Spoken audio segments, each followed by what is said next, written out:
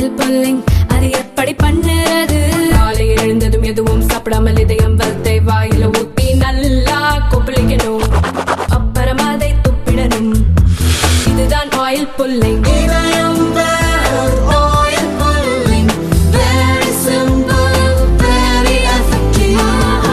வரும் 2035 விண்வெளியில் இந்தியா ஆராய்ச்சி மையம் அமைக்கும் என்று இஸ்ரோ ஸ்ரீஹரிகோட்டா துணை இயக்குனர் கிரிகதுரை தெரிவித்துள்ளார். விருதுநகர் கல்லூரியில் நடந்த பட்டமளிப்பு விழாவில் கலந்து கொண்டு பேசிய கிரிகதுரை, உலகில் 11 நாடுகள் விண்வெளி ஆராய்ச்சியில் ஈடுபட்டு வரும் நிலையில் அதில் 6 நாடுகள் மட்டுமே சாதனை படைத்துள்ளன. சாதனை படைக்கும் நாடுகளில் இந்தியா 4வது இடத்தில் உள்ளது. 2035 விண்வெளியில் இந்தியா ஆராய்ச்சி மையம் அமைக்கும். மனிதனை விண்வெளிக்கு அனுப்பும் திட்டத்தில் நிறைய ஆராய்ச்சிகளை செய்ய வேண்டியுள்ள நிலையில் அதன் முதற்கட்டமாக ஆளில்லா விண்கலத்தை அனுப்பி சோதனை செய்யப்பட உள்ளது.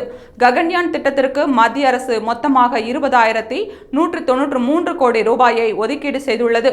குலசேகரப்பட்டினத்தில் சிறிய அளவிலான ராக்கெட் ஏவுதளம் அமைக்கப்பட உள்ளது என்று கிரிகதுரை தெரிவித்தார். இந்நிலையில் 2035 ஆண்டிற்குள் பாரதிய அந்தரிக்ஷா ஸ்டேஷன் என்ற தனது சொந்த விண்வெளி நிலையத்தை இந்தியா அமைக்க திட்டமிட்டுள்ளது என்று அறிவியல் மற்றும் தொழில்நுட்பத்திற்கான மத்திய இணையமைச்சர் ஜிதேந்திர சிங் தெரிவித்துள்ளார்.